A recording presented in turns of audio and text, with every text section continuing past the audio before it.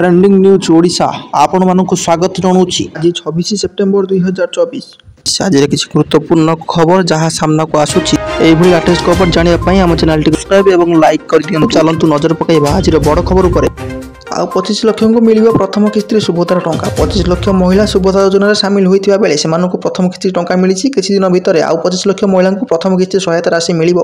पर्यायक्रमे गोटे महिला को सुभद्रा सहायता दिज्व सूचना देते मुख्यमंत्री मोहन चरण माझी। सेहीपरि महिला और शिशु विकास विभाग दायित्व उपमुख्यमंत्री प्रभाती परिडा कहते बर्तमान सुधा 92 लाख महिला योजन आवेदन कर सारे। आ सप्ताह भितर 1 कोटी आवेदन आसवा निश्चित टंका मिल कि आग के सेपरी महिला और शिशु विकास दायित्व उपमुख्यमंत्री प्रभाती परिडा कहते बर्तमान सुधा 92 लाख महिला योजन आवेदन कर सारे। आ सप्ताह मात्र समस्त निश्चित भाव 1 कोटी महिला सुभद्रा टंका बंटा केवाईसी समस्त लगुच कि आसंता मार्च 8 तारिख पूर्व समस्त हिताधिकारी को प्रथम किसी टंका दिज्व।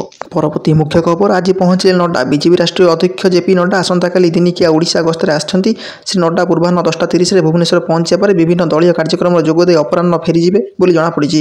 ओडिशा बीजेपी सदस्यता अभियान माध्यम 1 कोटी सदस्यों को सामिल करने को योजना केउं पर्यायर किभली कार्यक्रम कर श्री नड्डा आलोचना करेंगे। सेहीपरि सदस्यता अभियान शेष होगा पर संगठन स्तर में व्यापक अदल बदल होगा श्री नड्डा मतामत संग्रह करेंगे जଣାपड़ी। परवर्ती मुख्य खबर एशियार तृतीय शक्तिशाली राष्ट्र भारत। एशिया प्रशांत महासागरीय अंचल तृतीय शक्तिशाली राष्ट्र भाव उभा हो भारत। यह स्थान को जापान को प्रतिच्युत कर भारत यह उपलब्धि हासिल कर द्रुत गति बढ़ुवा अर्थनीति विपुल युववर्ग दृढ़ अर्थ व्यवस्था आधार में भारत को यह सफलता मिली। एलओसी इन्स्टिट्यूट पक्षर जारी कर 2024 एशिया पावर सूची में भारत को तृतीय स्थान प्रदान कर तालिकार अमेरिकार प्रथम स्थान बेले यह पछरे रही चीन भारत जापान ऑस्ट्रेलिया ऑस्ट्रिया 2018 जारी होता एशिया पावर सूची में 27 देश को विभिन्न मानदंड आधार मूल्यांकन कर।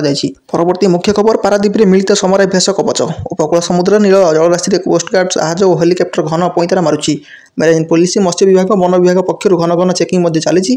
26/11 तारिख में मुंबई आक्रमण पर जलभाग दे आतंकवादी अनुप्रवेश को प्रतिहत करने सबू विभाग मध्य समन्वय रखापी ओडिशा उपकूलवर्ती समुद्र जलराशि में मिलित समराभ्यास सागर कवच 2 चली। 2 दिनिया मिलित समराभ्यास केन्द्र और राज्य विभाग सामिल सरकार 18 ऊर्ध्व भी होती। 26/11 मुंबई आक्रमण घटी पर केन्द्र राज्य सरकार विभिन्न मध्य समन्वय रक्षा कर आतंकी कार्यकलाप रोकिया प्रत्येक वर्ष 2 थर यह समराभ्यास कर। परवर्ती मुख्य खबर भारत कौन अंश को पाकिस्तान करना प्रधान विचारपति कहले। कर्नाटक हाइकोर्टर विचारपति जस्टिस वेद व्यासाचार्य श्री शशानंद कोर्ट अधिवेशन समय देथिबा विवादीय मंतव्य सार्वजनिक क्षमा प्रार्थना करने आज सुप्रीमकोर्ट विरोध में शुणाणी बंद कर 5 जणिया खंडपीठर नेतृत्व में प्रधान विचारपति टी.वाई चंद्रचूड़ कहते न्याय और न्यायपालिकार मर्यादा को दृष्टि रखी यह निष्पत्ति नियायछि।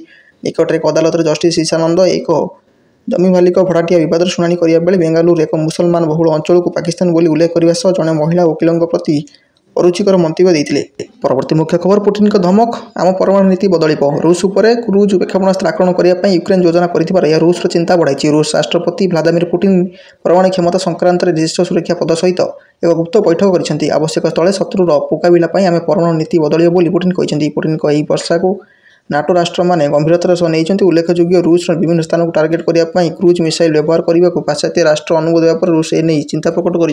परवर्ती मुख्य खबर हीराकुद खोलिला 2 टिकेट। एथर हीराकुद जलभंडार आगुआ शीर्ष स्तर छुई। जलभंडार सर्वाधिक जलधारण क्षमता 630 फुट थिया बेले जल प्रवेश हार बढ़ी। एभली स्थित में आज हीराकुद को जलभंडार 2टी सीएस कोटा खोल जाएगी। बुधवार संध्या 6टार हीराकुद जलभंडार को 74,077 क्यूसेक जल प्रवेश करुवा बेले सम परिमाण जल निष्कासित होगी।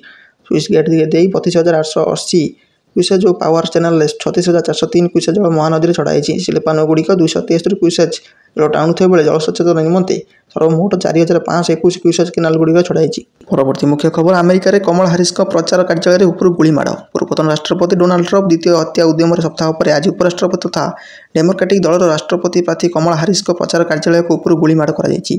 टेम्प स्थित डेमोक्रेटिक नेशनल कमिटी प्रचार कार्यालय को टार्गेट कर गत राति दुर्बृत्त एकाधिक गुलीमाड़ करते।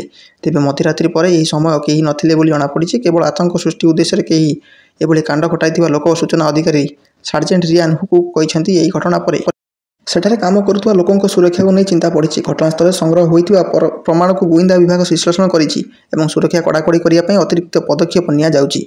परवर्ती मुख्य खबर कृषि आईन टिप्पणी पर क्षमा मागिले कंगना। बीजेपी सांसद कंगना रनौत 3 कृषक आईन फेराई आने टिप्पणी को नहीं विवाद होगा बीजेपी विरोधी तीव्र आक्रमण पर आज कंगना एथपाई क्षमा मागी। भिडियो कर से कहते बीजेपी जन सदस्य होता मत ଦଳର ନୀତି ଆଧାରରେ ହେବା ଉଚିତ ଏବଂ ଏଥିପାଇଁ ସେ ସଚେତନତା ଜରୁରୀ ଆବଶ୍ୟକ।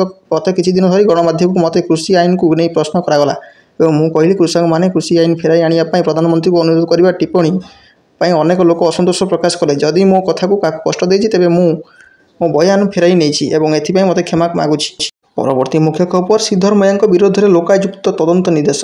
ମୋଦା ମହୀଶୂର ସହରାଞ୍ଚଳର ବିକାଶ କର୍ତ୍ତୃପକ୍ଷ ଜମି ଦୁର୍ନୀତି ମାମଲାରେ ଅନିୟମିତତା ଅଭିଯୋଗରେ କର୍ଣ୍ଣାଟକ ମୁଖ୍ୟମନ୍ତ୍ରୀ ସିଦ୍ଧରମେୟାଙ୍କ ଅଡ଼ୁଆ ବଢ଼ିଲା। ମୁଖ୍ୟମନ୍ତ୍ରୀ ସିଦ୍ଧରମେୟାଙ୍କ ବିରୋଧରେ ଏହି ମାମଲାର ଲୋକାଯୁକ୍ତ ତଦନ୍ତ ହେବା ବେଙ୍ଗାଲୁରୁରେ ଏକ ସ୍ୱତନ୍ତ୍ର କୋର୍ଟ ଆଜି କର୍ଣ୍ଣାଟକ ଲୋକାଯୁକ୍ତ ଏହି ମାମଲାର ତଦନ୍ତ ଆରମ୍ଭ କରିବା ପାଇଁ ନିର୍ଦ୍ଦେଶ ଦେଇଛନ୍ତି। ବିଚାରପତି ସନ୍ତୋଷ ଗଜାନନ ଭଟ୍ଟ ଏହି ମାମଲାର 3 ଅଭିଯୋଗକାରୀଙ୍କୁ ମଧ୍ୟରୁ ଜଣେ ସ୍ନେହମୟୀ କ୍ରିଷ୍ଣାଙ୍କ ଅଭିଯୋଗ ଆଧାରରେ ସିଦ୍ଧରମେୟାଙ୍କ ବିରୋଧରେ ସିଆର୍ପିସିର ଧାରା 153(3) ଅଧୀନରେ ତଦନ୍ତ ଆରମ୍ଭ କରିବା ପାଇଁ ମହୀଶୂର ଲୋକାୟୁକ୍ତ ଅଫିସରଙ୍କୁ ନିର୍ଦ୍ଦେଶ ଦେଇଛନ୍ତି। ଲୋକାୟୁକ୍ତ ତଦନ୍ତ ଶେଷ କରି ମାମଲାର ରିପୋର୍ଟ 3 ମାସ ମଧ୍ୟରେ କୋର୍ଟରେ ଦାଖଲ କରିବା ପାଇଁ ବିଚାରପତି ନିର୍ଦ୍ଦେଶ ଦେଇଛନ୍ତି। ଏହିପରି ସମସ୍ତ ବଡ଼ ଖବର ଜାଣି ଆଗରେ ରହିବା ପାଇଁ ଚ୍ୟାନେଲଟିକୁ ସବସ୍କ୍ରାଇବ୍ କରିନିଅନ୍ତୁ।